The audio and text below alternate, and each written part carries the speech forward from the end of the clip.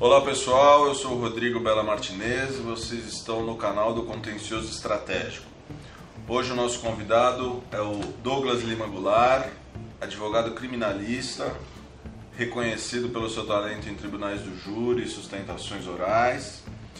E a ideia aqui é explorar a experiência dele em litígios, que é a tônica do direito criminal, para o nosso mundo cível.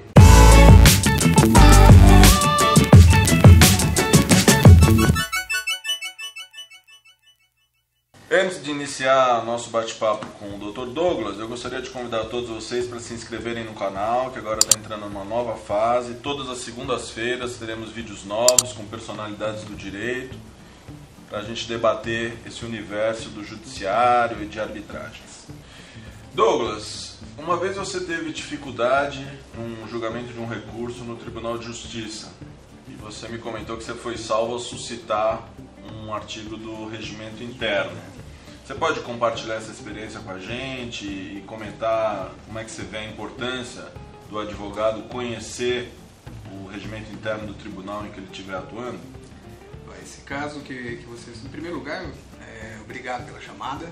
Eu agradeço você ter aceitado o convite, é uma honra te receber aqui. Muito feliz e até surpreso, né? Se trata de um canal contencioso estratégico, cível, e um criminalista falando aqui pode até parecer um pouco estranho, mas de certa forma a troca de experiência é válida e a gente percebe ao longo dos anos que na verdade não se tratam de setores estanques, né? São vasos comunicantes.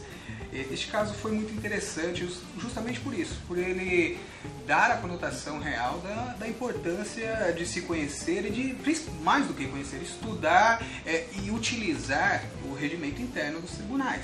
Nas faculdades de direito, nos cursos preparatórios, se ensina muito direito civil, direito penal, tributário, se ensina o código de ética da OAB, mas pouco, quase nada se fala sobre o regimento interno dos tribunais e se ele existe, há uma razão para isso. Há que se entender que foi feito pelos próprios tribunais e eles devem gostar de ter o trabalho deles apreciado e suscitado. Isso deve gerar algum efeito. E neste caso específico isso acabou se comprovando. Se tratava de um habeas corpus.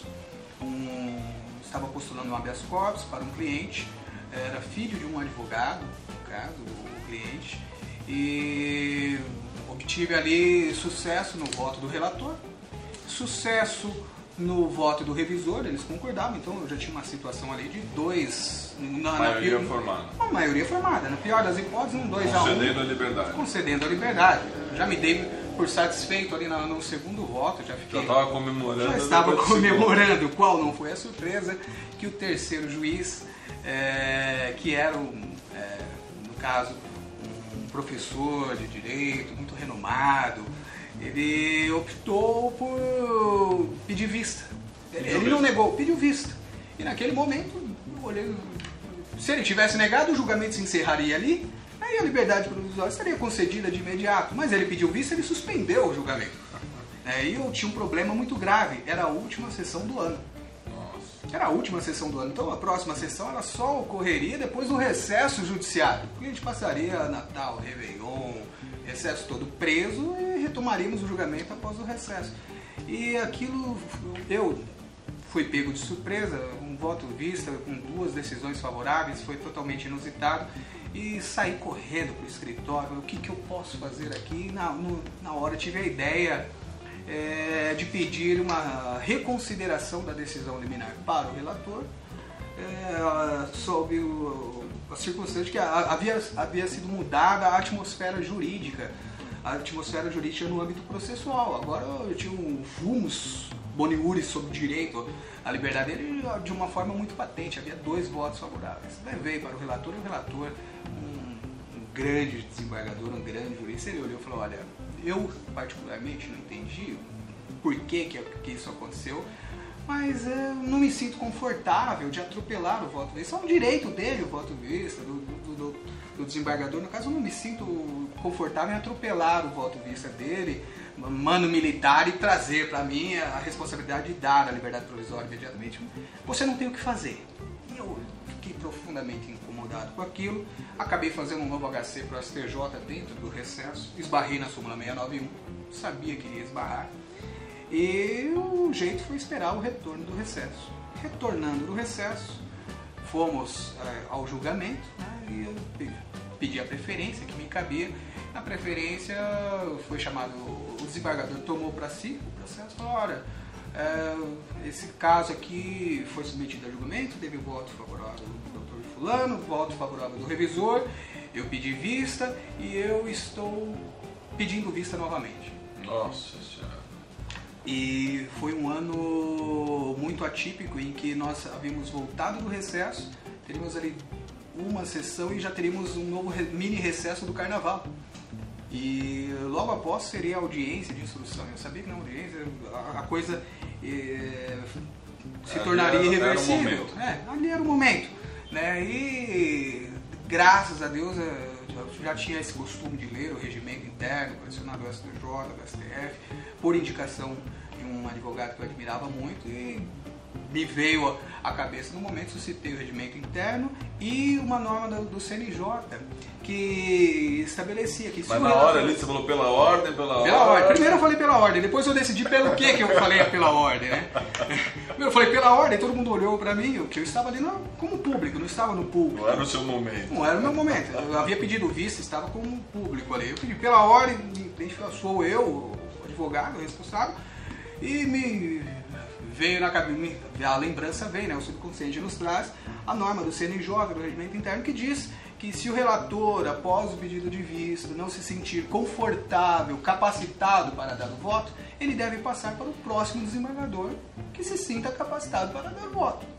Eu peguei, e joguei o CNJ, né? Olha, não sou eu, o CNJ no caso, é uma norma nossa aqui do tribunal, a gente vai desprestigiar o tribunal. Isso causou um certo desconforto na parte deste desembargador, né? Fica aquele burburinho, né? O presidente já tentando... E uma situação até engraçada. Então vamos fazer o seguinte, daria uma mini suspensão aqui, vou julgar todos os casos, eu fiquei de castigo, vou julgar todos os casos. Daqui a 4 horas... E aí, na última eu volto pro teu caso em homenagem à ampla defesa. Então tá bom. Eu fiquei esperando, assistindo julgamentos daqui, aquela coisa maravilhosa. Aí terminou no último caso, eu tinha pedido vista, e depois eu pedi vista novamente, porque a minha ideia era para negar, e eu pensei, né, não me diga. E eu pensei em talvez que eu pudesse, com meu voto, influenciar o julgamento, mas vamos lá, meu voto. E ele estava com o voto preparado. Nossa. E ele falou o voto dele para negar, e eu, tá bom, já tenho 2, né? Ele falou: e como voto, doutor revisor? Ele falou? E o revisor já tinha votado. Eu falei: não é pela ordem. De novo. Mas de novo, o senhor não tem mais palavras. Não tenho, porque no regimento interno. De novo. Tacamos o regimento interno e o revisor ficou naquela, né?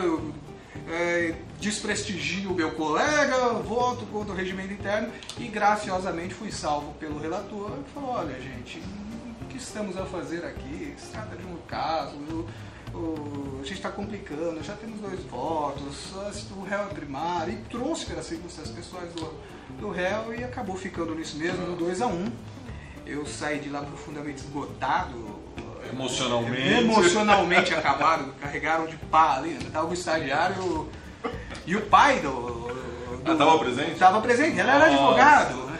O pai do assim, então dava uma pilha de nervos, mas tudo deu certo.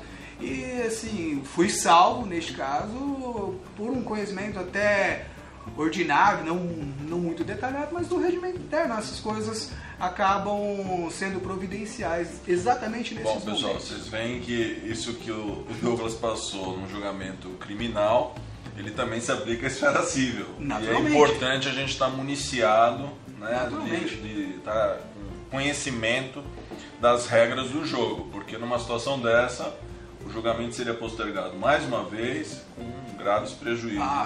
Seria irremediável. Né? Seria irremediável. Mas foi ótimo. Douglas, a gente falou do seu talento no no uso da oratória, né? Você é reconhecido pelos julgamentos do Tribunal do Júri, em sustentações orais. O que você pode dizer para o pessoal que nos assiste? Como é que é a sua preparação, né, para uma sustentação ou para uma defesa oral? Que técnicas que você usa? Que dicas que você pode passar para o pessoal que gosta dessa área de litígios verbais, orais? O cível, naturalmente, não conta com um procedimento específico do Tribunal do Júri que nos permite um amplo exercício da oratória, mas o cível tem a sua sustentação oral, tem os seus debates e, de certa forma, a mesma lógica que se aplica para o júri é aplicada na sustentação oral. A sustentação oral é um júri concentrado, é uma questão de estratégia. Você está 15 minutos, tira o 15 olho. minutos. E você tem que ir lá e se fazer convencido. A tônica não é contar uma história, é contar uma história de forma convincente, destacando os pontos fundamentais, o que é muito difícil, e com isso se fazer convencido. O que eu tenho a oferecer de dica para quem está começando, para quem está se aprimorando, é o que eu fiz. Eu agradeço os elogios quanto à retórica, me julgo longe de estar finalizado neste ponto, mas o que eu fiz de certa forma foi acompanhar logo ao início da minha carreira por vários julgamentos do Tribunal do Júri. Eu ia todo dia ao fórum, no caso em São Paulo a gente tem uma facilidade, no fórum da Barra Funda nós temos julgamento do júri todos os dias eu ia até o fórum, levava um papel e ficavam os estudantes, eu era advogado, mas os estudantes ficavam anotando para a faculdade e eu ficava anotando para mim o que se passava entre o advogado, entre o promotor e as técnicas de oratória que eles utilizavam. Na verdade, ali estão destilando técnicas e cada um tem a sua. E eu ia anotando o que me agradava, o que me desagradava, como se eu fosse um jurado, né?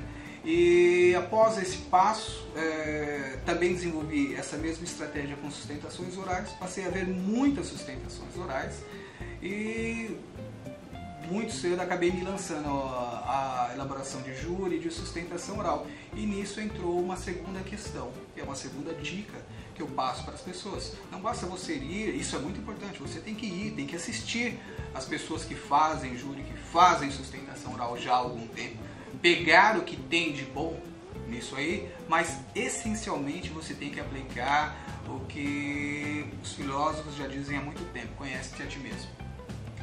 É algo que eu aprendi de uma forma até violenta. Eu digo isso, eu fui assistir uma sustentação de um advogado criminalista muito famoso, eu vou até dizer o nome dele porque eu vou elogiá-lo, Batóquio. E me impressionou muito a forma dele expor na sustentação oral, que ele tinha muita firmeza no argumento.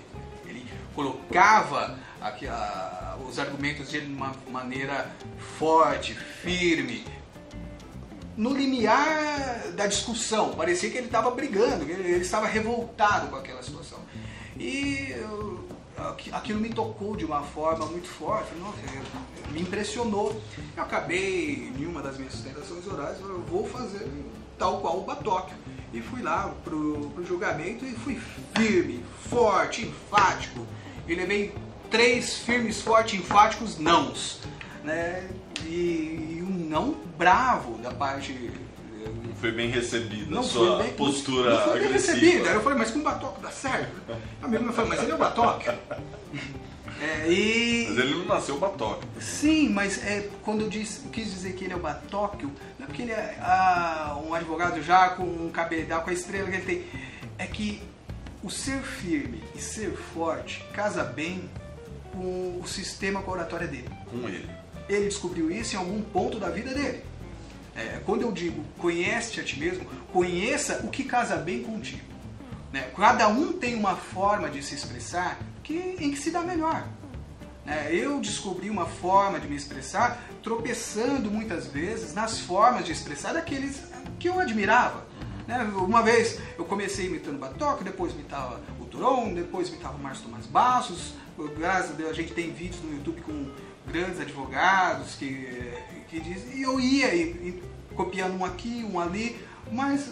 calibrando o seu estilo. E calibrando o meu estilo. Até que chega uma hora em que você se descobre, é algo natural, que só se dá com a prática e que é facilitado quando você transita, quando você passa a conhecer os diferentes estilos. Todo mundo tem o seu estilo próprio e todo mundo tem uma maior capacidade de convencimento quando explora o seu próprio estilo. Uma coisa que eu tenho a dizer a quem vai fazer uma sustentação oral, não decore o que você vai dizer.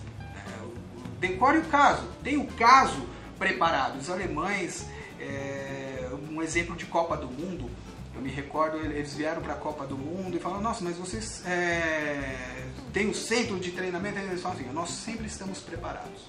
As coisas podem não acontecer da melhor maneira, mas nós viemos preparados. Vá preparado para a sua sustentação oral. Tenha a capacidade de transitar por surpresas e se desenvolver bem, né, no inusitado de uma surpresa, desde que você conheça o caso. Então conheça a ti mesmo, saiba qual é o seu estilo, o que casa bem com a tua imagem, a tua postura corporal, o teu tom de voz, não seja monocórdio, mas dentro do teu estilo, e conheça o caso. E você falando isso, eu me lembro, até para quem ainda não tem tanta experiência, tem situações que o julgador ele te interrompe e te pergunta, exato, né? Mas em que folha está isso? Como é que aconteceu isso? E se você não souber responder... Se você decora o caso e vai lá simplesmente para interpretar, né, para ser um robô, e ele te cortou, você está numa situação que você já perdeu o fio da meada e a partir de então você não vai conseguir se achar. A tua argumentação já fica fragilizada. Já fica fragilizada. É diferente dessa outra situação em que você tem uma maior liberdade. E quando você passa a conhecer o caso e expor de uma maneira mais tranquila, desobrigada, você percebe que os próprios desembargadores prestam mais atenção.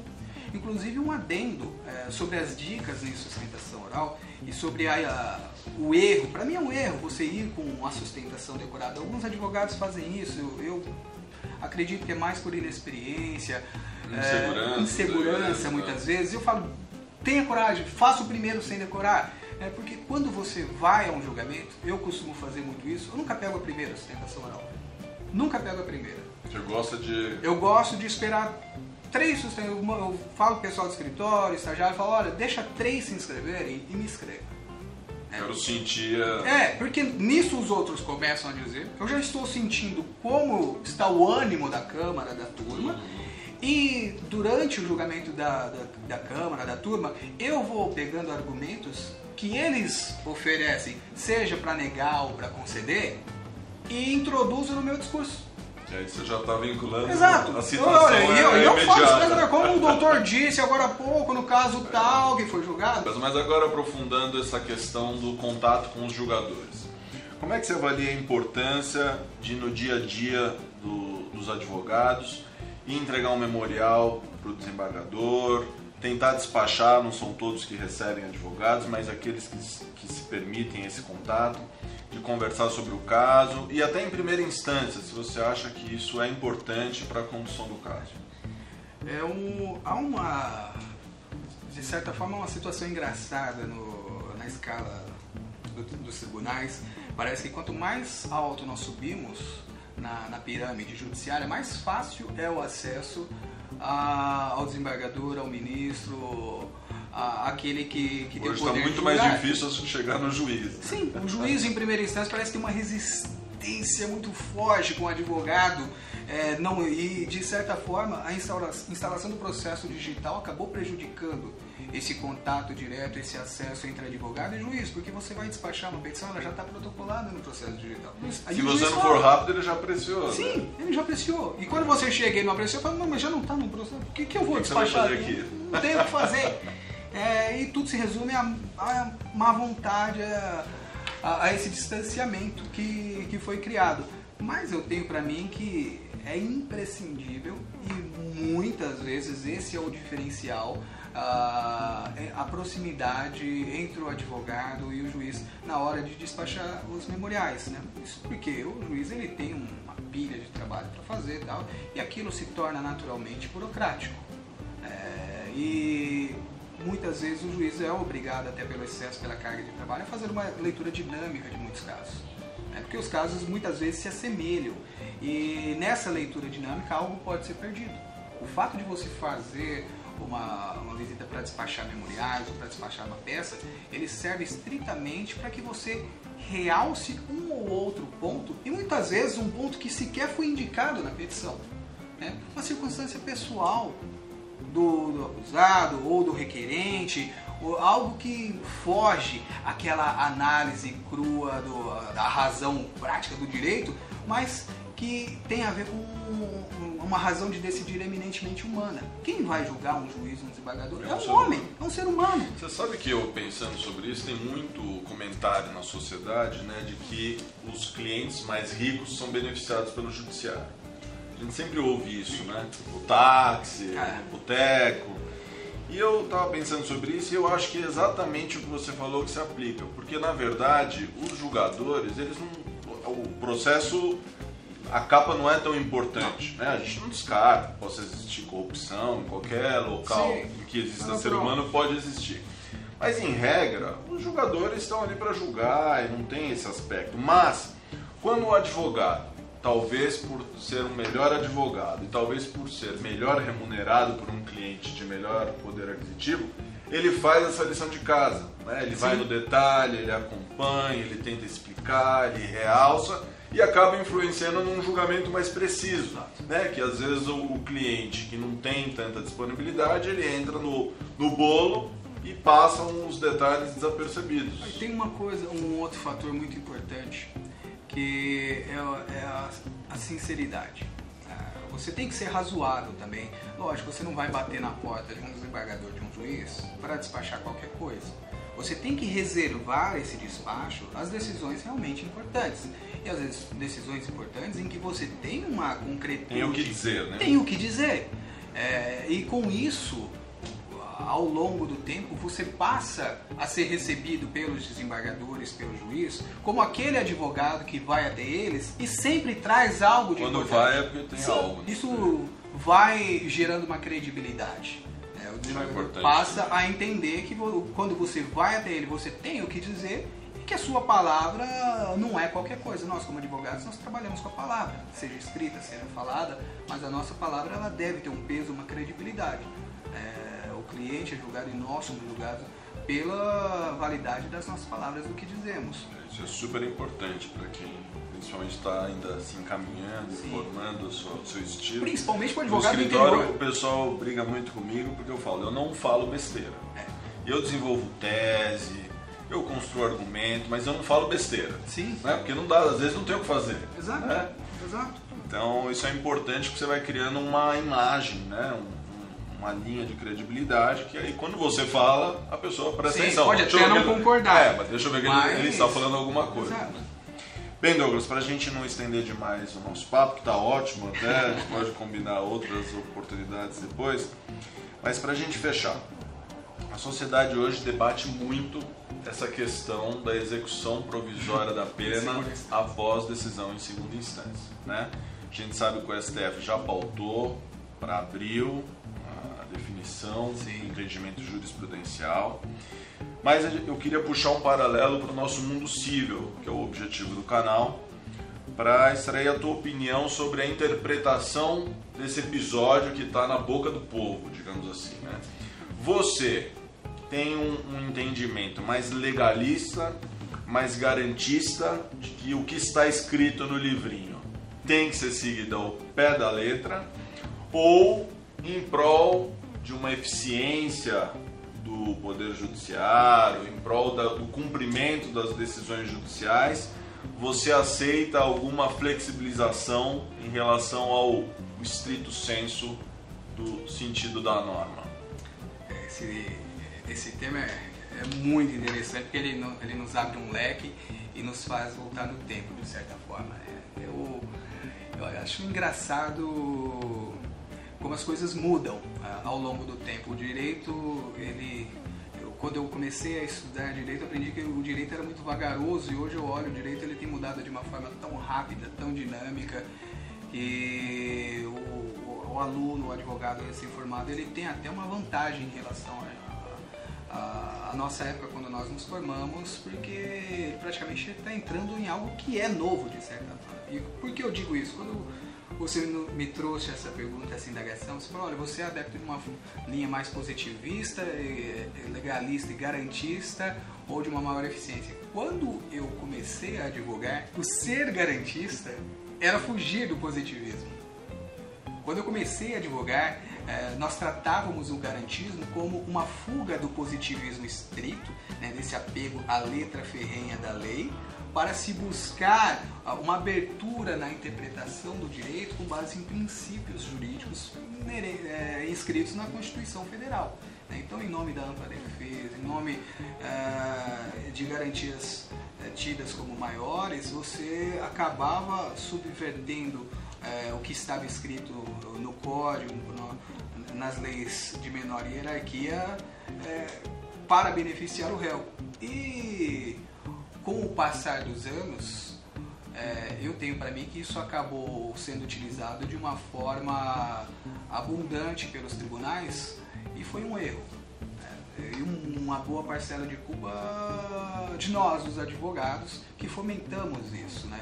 Eu vou pegar da minha análise como criminalista, um exemplo básico dos anos 90, artigo 155, parágrafo 2º do Código Penal, diz que quando o indivíduo é primário, tem bons antecedentes, o objeto furtado, o objeto furtado é de pequeno valor, o juiz pode reduzir a pena de 1 a 2 terços.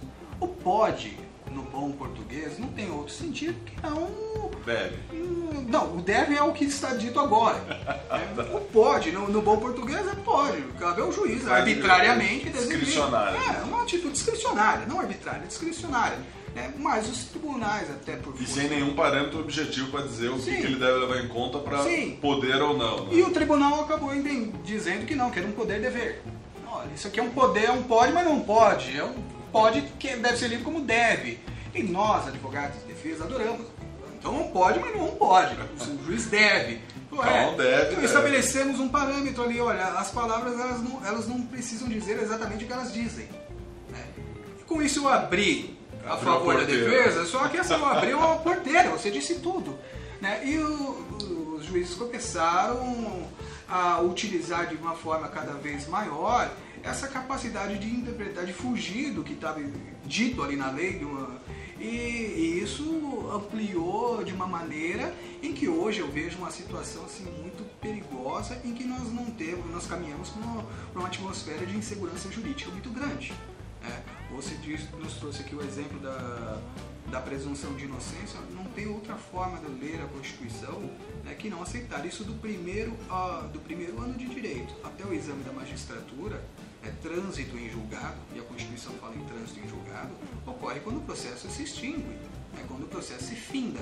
Eu dizer que o trânsito em julgado se dá quando há o julgamento de segunda instância, eu não estou fazendo outra coisa senão inovar na lei. Eu fico pensando como é que um estudante na faculdade Sim. estuda, como é que ele responde a questão da prova. Né? E aqui a gente volta àquela questão de como sem querer dizer se concorda ou não concorda, né? Mas é uma questão de técnica. Olha, eu não estou estabelecendo nenhum juízo de valor sobre se devemos ou não estabelecer o imediato cumprimento da pena. O que eu estou querendo dizer é o seguinte: pela Constituição, gramaticalmente eu não tenho como lê-la de uma forma que não estabelece. Se ela está certa, se ela está errada, eu não sei. Mas é o que a Constituição diz. Né? E quando eu digo que as coisas mudam, é porque o positivismo que antes era danoso, né, hoje, ser garantista, ser libertário, é brigar pela aplicação da lei como ela está escrita.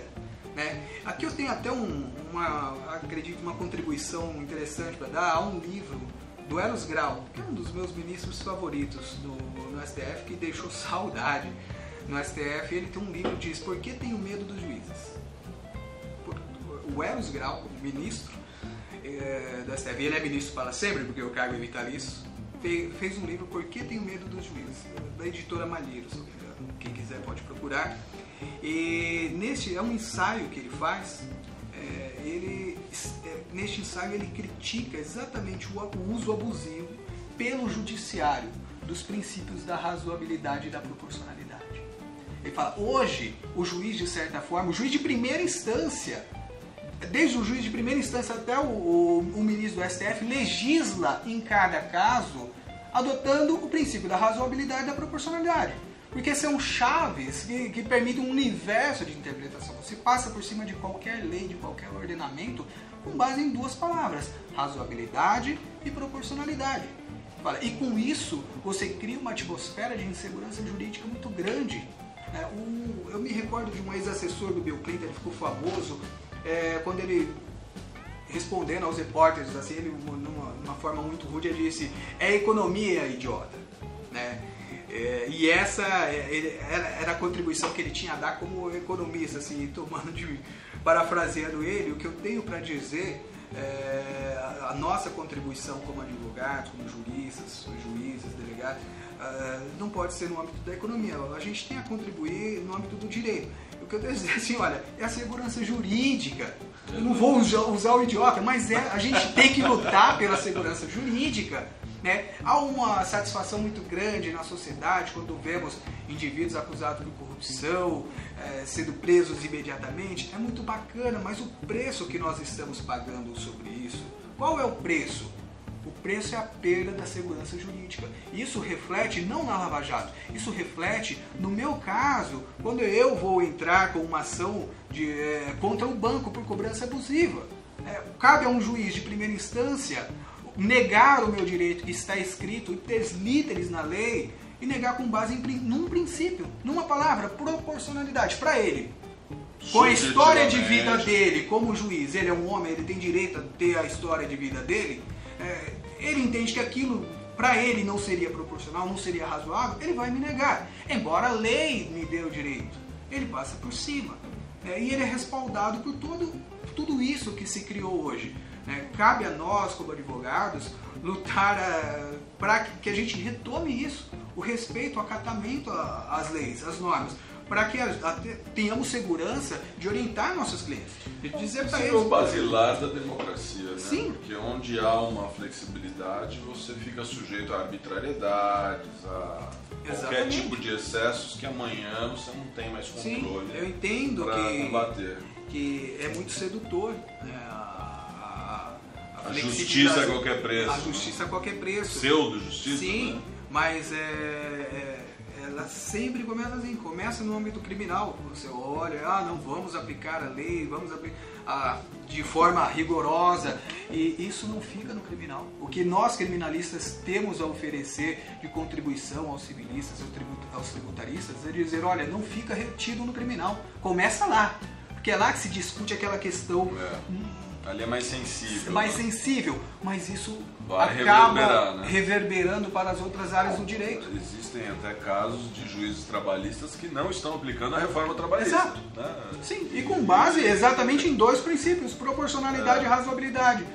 E é engraçado que muitas vezes eu já vi em várias decisões se aplicar, suscitar proporcionalidade e razoabilidade, e o juiz acaba terminando os cursos falando de segurança jurídica. Mas ele está acabando com a segurança jurídica com aquela decisão. Minou a própria linha de argumentação dele. E eu entendo particularmente que nós somos atores na sociedade e devemos desempenhar um papel. Cabe aos legisladores, no caso, legislarem, ao constitucionalista estabelecer a Constituição, se ela é boa, se ela é má. Então, refaçamos uma outra Constituição. Tem um caminho correto. O jogo, ele tem uma regra. Ele deve ser jogado conforme as suas regras. Porque realmente, a perversão dessa regra gera um custo, e esse custo... Cabe uma reflexão profunda a nós, operadores do direito.